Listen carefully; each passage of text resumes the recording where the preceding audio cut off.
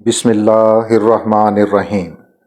हलाल रिज़्क और इमाम अहमद बिन हम्बल का एक वाक़या। एक मरतबा हज़रत इमाम शाफ़िई ने हज़रत इमाम अहमद को ख़त लिखा कि बहुत अरसा हुआ आप तशरीफ़ नहीं लाए, आपसे मुलाकात को जी चाहता है। हज़रत इमाम शाफ़िई उस्ताद हैं और हज़रत इमाम अहमद बिन हम्बल उनके शागिर्द थे। हज़रत इमाम शाफ़िई का क़याम मिस्र में था। जवाब में हज़रत इमाम अहमद बिन हम्बल ने फ़ौरन अपना प्रोग्राम लिख कर भेज दिया कि फ़लाँ दिन फ़लाँ तारीख़ को आपकी खिदमत में मिस्र में हाजिर हो रहा हूँ। हज़रत इमाम शाफ़िई ने अपने घर वालों को, अपने मिलने जुलने वालों को और दोस्त अहबाब और दूसरे उलमा को उनके आने की इत्तला दी। फिर उनकी दावत और उनके इस्तकबाल का खसूसी एहतमाम किया और लोगों से बताया कि अगरचे वो मेरे शागिर्द हैं मगर वो एक बड़े इमाम हैं। अल्लाह ताला ने उनको बड़ा मर्तबा अता फ़रमाया है।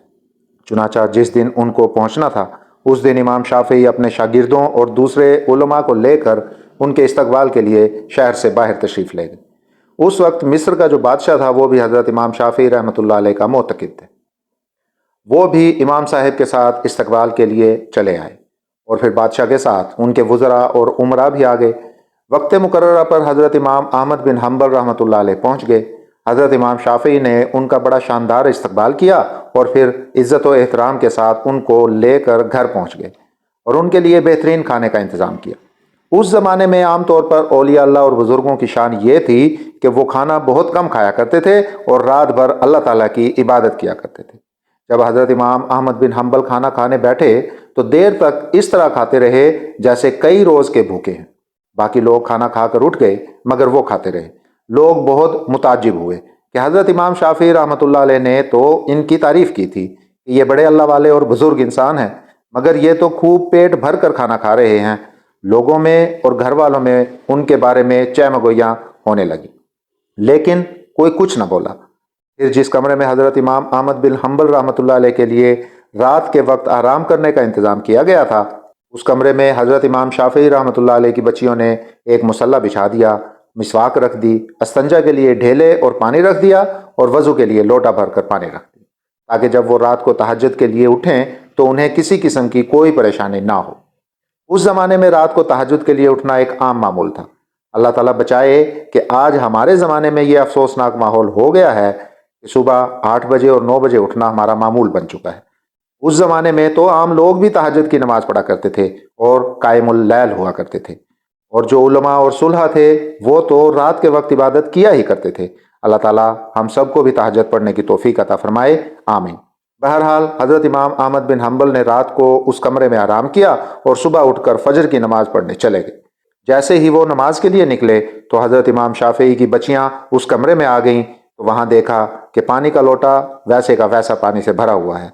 ना मिसवाक इस्तेमाल हुई, ना ढेले इस्तेमाल हुए और ना वज़ू के लिए पानी इस्तेमाल हुआ। सब कुछ जैसा था वैसा ही रखा हुआ था। अब उनके दिल में यह शुबा हुआ कि शायद रात को चूंकि ज़्यादा खा लिया था इसलिए तहज्जुद के लिए आँख नहीं खुली। जब फजर की नमाज पढ़कर हज़रत इमाम अहमद बिन हम्बल रहमतुल्लाह अलैह तशरीफ़ लाए तो घर वालों ने हज़रत इमाम शाफ़िई से कहा कि आपने फरमाया था कि वो तो बहुत बड़े अल्लाह वाले हैं और बहुत बड़े बुज़ुर्ग हैं, मगर रात को उन्होंने खाना भी बहुत खाया और रात को हमने उनके वज़ू और इस्तंजा के लिए पानी और ढेले रखे थे वो भी इस्तेमाल नहीं हुए। मालूम हुआ कि रात को तहज्जुद की नमाज भी नहीं पढ़ी।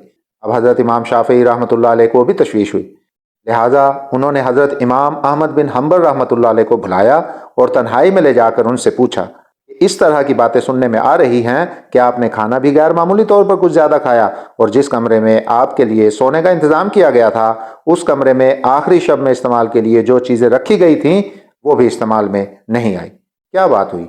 आप पहले तो ऐसे नहीं थे। क्या यहाँ से जाने के बाद आपके मिजाज में कुछ तब्दीली आ गई है? हज़रत इमाम अहमद बिन हम्बल रहमतुल्लाह अलैह ने फरमाया कि हज़रत, मेरे बारे में जो बातें हो रही हैं वो दुरुस्त नहीं है, बल्कि बात कुछ और है।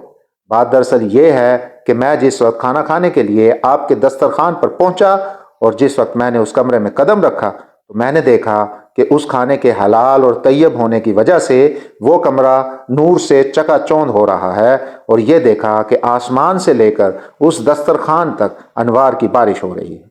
जब मैंने ये सूरत हाल देखी तो मैंने सोचा कि शायद इससे ज़्यादा हलाल और तैयब खाना मुझे ज़िंदगी में नहीं मिलेगा, लिहाजा जितना भी ज़्यादा से ज़्यादा इसको खाया जा सके खा लिया जाए, इसलिए कि उस खाने का ज़र्रा ज़र्रा ईमान को और दिल को रोशन करने वाला है।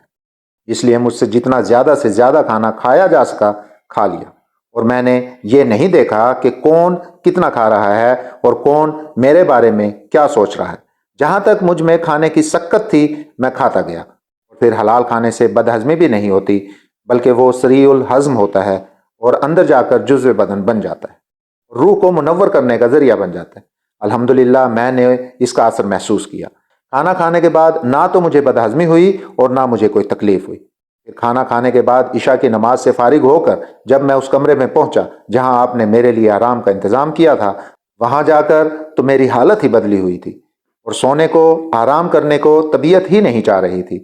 اگرچہ میں لمبا سفر کر کے آیا تھا، مگر اس کھانے میں اتنی غذائیت اور توانائی تھی کہ میری تکان بھی ختم ہو گئی اور سستی بھی جاتی رہی۔ اور جب میں سونے کے لیے لیٹا تو مجھے نیند نہ آئی، لہٰذا میں لیٹا رہا اور لیٹے لیٹے قرآن و حدیث میں غور کرتا رہا، حتیٰ کہ پوری رات غور و فکر کرتے ہوئے گزار دی۔ اور اس رات میں نے قرآن و حدیث سے 100 مسائل مستنبط کیے، اور وہ مسائل ایسے تھے جو اس سے پہلے کبھی میرے ذہن میں آئے بھی نہیں تھے اور نہ ان کی طرف کبھی خیال گیا تھا۔ لیکن جب آج کی رات میں نے غور کیا تو مجھے ایسا محسوس ہوا کہ قرآن و حدیث کے علوم اور اسرار میرے سامنے کھلے ہوئے ہیں۔ تمام مسائل کی تفصیل اور جوابات میرے ذہن میں آتے چلے گئے، اور صبح تک میں مسائل کا استنباط کرتا رہا۔ اسی حالت میں صبح ہو گئی۔ یہ سب آپ کے کھانے کا اثر تھا جو رات بھر میں نے محسوس کیا۔ اس لیے تہجد کے وقت نہ تو لوٹا استعمال کرنے کی ضرورت پیش آئی اور نہ مسواک کی ضرورت پیش آئی، اور وہی عشاء کا وضو میرے لیے فجر میں کام آیا۔ یہ سن کر حضرت امام شافعی رحمۃ اللہ علیہ نے پھر اپنے گھر والوں کو حقیقت حال بتائی، اور جو لوگ ان کے بارے میں غلط قسم کی باتیں کر رہے تھے ان سے کہا کہ تم نے ان کی شان میں گستاخی کی ہے، لہٰذا ان سے معافی مانگو۔ ان کا تو یہ حال ہے۔ حاصل واقعی ہمارے اندر جو دین کا جذبہ نہیں ہے اور دین کی طرف میلان نہیں ہے، جبکہ ہم جانتے ہیں کہ دین برحق ہے اور آخرت برحق ہے اور ہمیں آخرت کی طرف متوجہ ہونا چاہیے، پھر بھی دل اس طرف نہیں آتا۔ اس کی وجہ یہ ہے کہ ہماری غذا میں مشتبہ غذا کا بڑا دخل ہے۔